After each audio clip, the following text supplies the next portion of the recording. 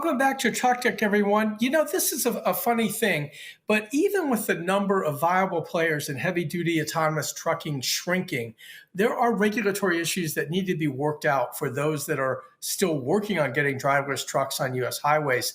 California legislators so far are lining up against making that happen, or at least making it very difficult.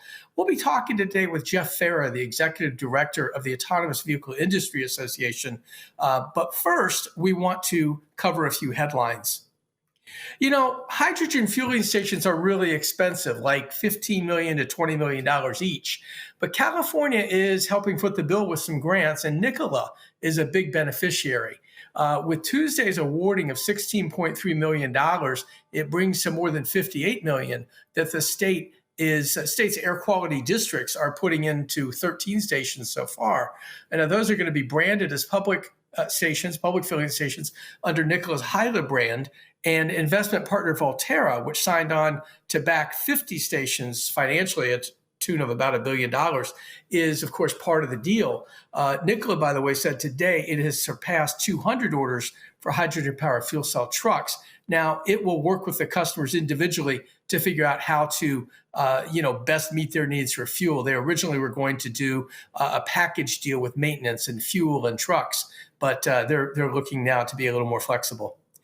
On the electrification side, California is also putting big money into electric infrastructure. Watt EV, which last week showed its first electric depot at the Port of Long Beach, received a grant this week of $34.5 million from the California Transportation Commission to build and operate an electric charging depot on more than 100 acres of land. I'm sorry, that was last week. The $34.5 million is for a new depot on more than 100 acres south of the Sacramento International Airport on Interstate 5.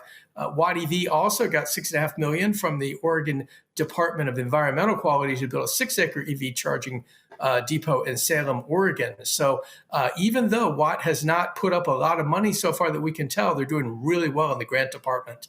Finally, back to Nikola. Thursday is the day when the drama over Nikola's plans or hopes to get a doubling of its outstanding shares or of its authorized shares approved is that deal is tomorrow. We already know the outcome because the state of Delaware on Tuesday made it possible for proposals like this to increase the number of authorized shares in a company only require a vote of the number of people voting on that proposal instead of a true half plus one of all outstanding shares. Nikola already has enough shares to make this pass. So they'll make that official tomorrow. And then on Friday, we're going to get their second quarter earnings.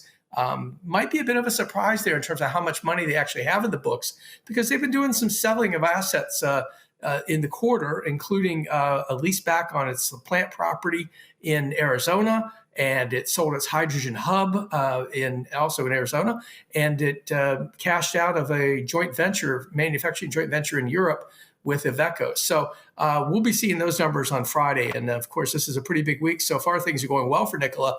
They've been able to get that share price back up over $3 for the first time since October. And it's struggling a little bit today, but they may end up there after all. I didn't get the final close before it came on the air. Okay, let's welcome today's guest, Jeff Farah, the Executive Director of the Autonomous Vehicle Industry Association. The AVIA represents the full range of autonomous vehicles, both passenger vehicles and commercial vehicles. And Jeff is the main spokesman for AVIA. He leads the public policy advocacy for the association and, basically runs the day-to-day operations. Before joining AVIA last September, he was the general counsel of the National Venture Capital Association. And prior to that, he was counsel to the U.S. Senate Committee on Commerce, Science, and Transportation, where he advised on technology, telecommunications, and internet policy. Jeff, welcome to Truck Tech. It's great to be here. Thank you so much for having me. Yeah, listen, we don't know each other particularly well. We talked last week, and for just a couple minutes before you came on, you've spent kind of your entire career advising on some pretty cutting-edge technology issues, and I'm guessing autonomous vehicles might be the most technical yet. How do you keep it simple when it comes to getting the message out about AVs? Advising companies and investors on technology issues is a passion of mine. It's something that I have done during my career, and it's been very rewarding. I obviously am a big believer in technology and think it's going to improve and will continue to improve all walks of life. And so the opportunity to be the lead at the Autonomous Vehicle Industry Association is certainly something that I've been very gratified to do. I think that from where I sit, a lot of policymakers, they really want to understand technology better. They want to understand how it is that they can improve their constituents' lives. And certainly when they look at autonomous vehicles, this is something that's been a curiosity for many years. And I think for a lot of policymakers, they almost regarded this as kind of a neat science experiment that was out there over the horizon and maybe something aspirationally we would get to someday. But what's really exciting about where we sit now is that we are seeing so many deployments and commercial partnerships that are happening that we get to now tell the tale of how this is going to be directly impacting Americans all over the country. And so when talking with policymakers about this, I find that one of the ways that you can really get through and help to resonate is to speak directly to the benefits that autonomous vehicles are going to provide. I think a lot of times policymakers are coming into this for a few minutes and maybe an hour or so. And so you can't get too deep into all the technology, but you can certainly talk about easing supply chain challenges, which every small business has dealt with. You can talk about roadway deaths and the need to really increase safety on highways and roads in the country. And you can also talk about mobility and accessibility and what it is that autonomous vehicles are going to do there. And I think the final thing I would just say is that every politician loves a good anecdote. And certainly there are a lot of great anecdotes in autonomous vehicles for how it is they are going to improve every walk of life. Last week, you put out some numbers that were pretty interesting. 44 million miles of autonomous driving, as in what we call level 4 or high autonomy driving. And of course, that covers passenger vehicles as well as commercial vehicles. And yet, so many people have no exposure to this so far because, if you're not in Arizona, in the suburbs of Phoenix or in San Francisco or even LA, you don't see the ride-hailing vehicles that have no driver in them, no human driver in them. And certainly on the highway, we're still using safety drivers. We're getting closer now to, driver out commercialization. How do you get that message out? The idea that there's so many of us really that aren't familiar with this. How do you do that? Well, I think the first thing is that's why it was so important for us to get this information from via membership and really drive that point home to talk about the fact that there have been more than 44 million autonomous miles driven just through our membership. And to put that in a little bit of context, that's about 180 trips to the moon. It's about 1,800 trips across the United States. And so we want to make sure that everyone, including policymakers, understands just how much autonomous driving has already taken place. Because what's important is that we're now entering this phase of deployment where public awareness of autonomous vehicles is going to be popping up very significantly. Certainly from, I think, where you sit, you see all the commercial partnerships that are getting inked. We see many different companies, whether they're in the autonomous shuttle space, zero occupancy delivery vehicles, the robo-taxi space. They're announcing new cities that they're going into. We've got deployments that are going on in Tennessee and Michigan, in Texas and Arizona, as you mentioned, and certainly in California. And so what this means is that more and more Americans are going to see these on their roads. It's also important that they understand that this is not a new phenomenon or an overnight success. These companies have been testing and deploying autonomously for more than a decade. Many tens of millions of dollars has gone into the deployment of all of this. And so it's important that people understand that our industry has been very dedicated to the safety imperative for a long time, well in advance of going onto American roads. And yet, we've got the elephant in the room, and you knew this was coming up, and you knew that one of the reasons we came to talk about it, we even made it the topic, and that's what's happening in California. So far, at least from an observer's perspective like myself, you're not doing so good out there. You've got a lot of legislators that are lining up behind the idea of making autonomous vehicles, that is commercial vehicles now, over 10,001 pound, you continue to have safety drivers. And eventually, yes, you could probably get there sometime in the next decade, but there's a real movement that seems to have coalesced around this. Now, we know that the legislatures thus far, the California Assembly, which brought ahead Assembly Bill 316, and now you've had one Senate committee, basically vote in favor. You're fighting the good fight, and yet, what's going to happen there, and how's this going to work out? Well, you're absolutely right. This has been a very tough fight for the autonomous vehicle industry. The bill that you're referring to, AB 316, is certainly something that we regard as completely unnecessary, very, very premature, and would fundamentally and preemptively ban this technology in the state of California. And we think this is something that's very misguided. Let me put this in a little bit of context.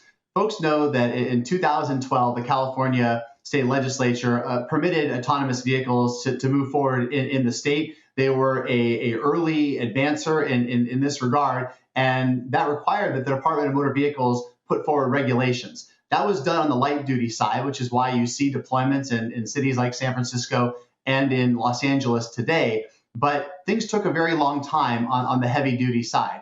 And so the Department of Motor Vehicles and the California Highway Patrol have been very deliberate in terms of what they've done. There are no proposed rules to have autonomous trucks on California highways. There's been a couple of workshops that have really brought together stakeholders to share views, and our organization has certainly participated in both of those. Despite that, you have a movement from organized labor to try and ban autonomous trucks, which is a massive overreaction that is not necessary, and it responds to no particular rules that would put these trucks on the roads. It's really interesting to note that there were driver-in bills like this in 7 states last legislative session. It failed in 6 out of the 7. The only state that this bill, and this idea rather, has gotten any traction is in California. And that's really, really unfortunate when you consider that California is the leader when it comes to all types of autonomous vehicles, but certainly as it relates to autonomous trucking. It's where a lot of these companies are headquartered. It's where a lot of the engineers and other important individuals of these companies are there. They're paying taxes. They're raising their families there. And yet what some in California want to do is to kill this industry before it really gets off the ground. I think that's something that we've really tried to drive this home to a lot of members of the state assembly and the state senate, certainly in the governor's office. And you're right. To date, it's been a very tough environment. We're going to keep on pushing on this concept because we think there's an important story to tell here around safety for trucks and trying to make California's highways more safe, certainly trying to help out with supply chain challenges. And so that's been something where we'll continue to push the story forward. So safety is one of the critics. I don't have anybody on from them, so I'm going to have to throw those out there. Some of the arguments, safety of the vehicles, even though I think you can point to a pretty good safety record thus far, and then job loss are the two things that, especially the Teamsters. Let's call it what it is. This is a Teamsters thing, in addition to the legislators who brought forth the legislation and have gotten the votes so far. This is something that really kind of came out of the fact that you even started doing workshops. I mean, the workshop kind of led to this, didn't it? Brought about this bill? It's hard to know the exact motivations of the bill, but certainly the timing seems about right, where there was an initial workshop and then you had the introduction of the bill. I think there's a couple of things here that we need to separate out. So let's talk about the safety issue first. The first thing to note here is that we understand this is a new technology. People are bound to have a lot of questions about it. But really what the proponents of AB 316 have resorted to is outright fear-mongering when it comes to this issue. If you think about autonomous vehicles, we are subjected to much higher data reporting requirements over incidents that happen with our vehicles than any other type of vehicle mode, and that includes autonomous trucks. And if you look at the safety record that is reported to the Department of Transportation by our members, this is a remarkable safety record. This is something where overwhelmingly any incidents that are reported happen to be because of the human element that ends up hitting the trucks or dealing with these sorts of things. So there is no safety story to tell here, and yet what the proponents of AB 316 are doing is really taking advantage of people's fears and really playing a game of politics with safety, because what they're really trying to do is to remove these decisions about how to regulate autonomous trucks away from expert regulators at the California Highway Patrol and also at the Department of Motor Vehicles, and place it again with a legislative body that can politicize the process. So that's really unfortunate. I think the second piece around jobs, again, I completely empathize with people who have a lot of questions about what autonomous vehicles generally and autonomous trucks specifically are going to mean for American jobs. I think that we've tried very hard to enter into dialogue, especially with those in labor, to explain what the intentions are of the industry, to explain that there is a massive truck driver shortage out there that we think is something that our industry can help to address, and also to explain that we think that autonomous trucking is going to create many more economic opportunities, especially locally and in people's communities. And so that's something that we've been having this conversation. I think, again, fear has taken over here, and it's led to a high degree of irrationality. And so we're trying to bring a little bit of sanity to this debate in Sacramento. Okay, so if regulation is being replaced by politics, if I can summarize what I think you sort of said, then politics often is about compromise. And in some Senate writings that I saw recently before the last committee voted, there were a couple of potential compromises kind of laid out in there. Do you think we get to compromise? And we can talk about Governor Newsom in a moment, but do you think we get to a point of compromise that maybe prevents this from happening as written? We have certainly been interested in engaging in conversations about some kind of a middle ground that could occur. And I'll tell you that we as an industry have certainly put forward some proposals of different ways of approaching this, trying to understand a lot of the concerns of the author and of the supporters of the bill.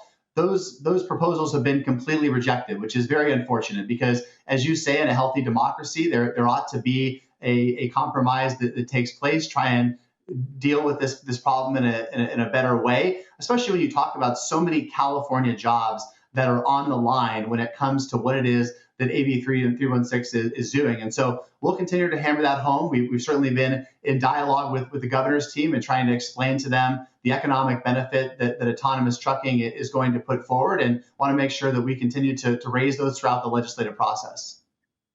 You may not want to answer this. I'm going to ask it anyway. What do you think Governor Newsom's going to do if this reaches his desk? I mean, he made a comment to the effect of you can't stop the future, but I don't know if you can really draw much from that. What happens if it goes to his desk? Hard to get in Governor Newsom's head for sure, but I'll tell you what I would be thinking, which is that you have a expert regulator in the California Highway Patrol and the Department of Motor Vehicles that are doing all the right things and asking all the right questions. They've been extremely deliberate. Again, this bill was passed first in 2012, and we are only getting now around to having a couple of workshops to have these conversations. And so within the Newsom administration, you have people that are being very thoughtful and deliberate and approaching this in a very measured way. And what the legislature is doing is really undermining the Newsom administration. They are trying to take away this decision-making around safety, around deployment of life-saving technology away from Governor Newsom and his team, give it to the state legislature in a highly politicized fashion.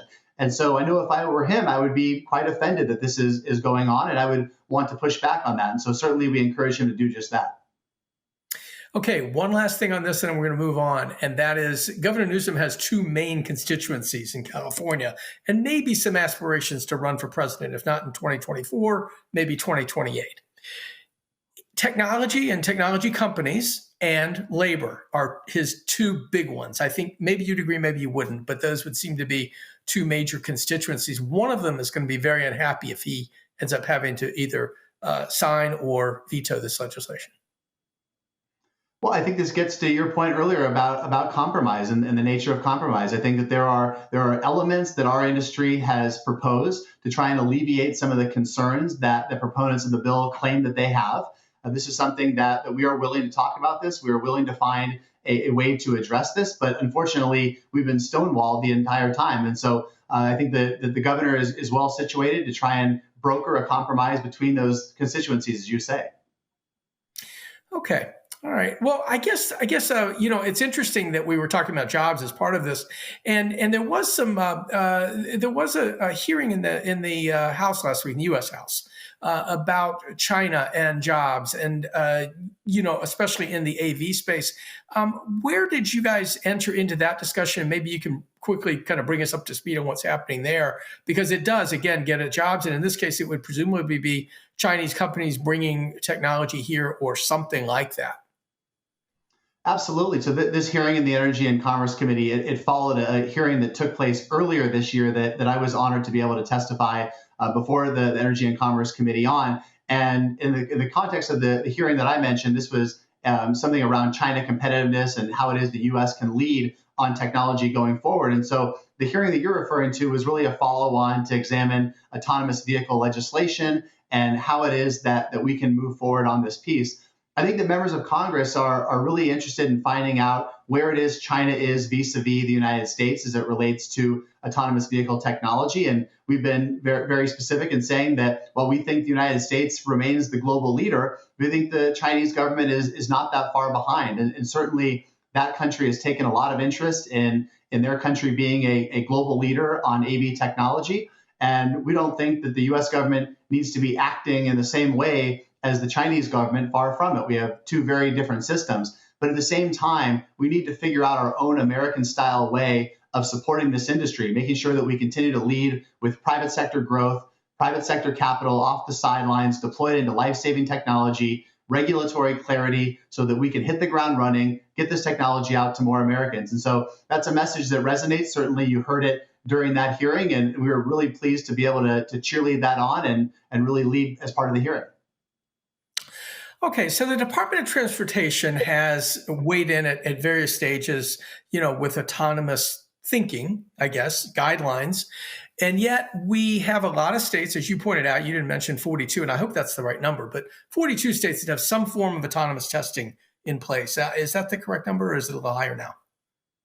There are 23 states that have passed this via legislation, and there are others that have done it by regulation, and some of those are testing only states, and there's a little bit of nuance there. But I take your point that there's certainly a lot of states that have embraced this.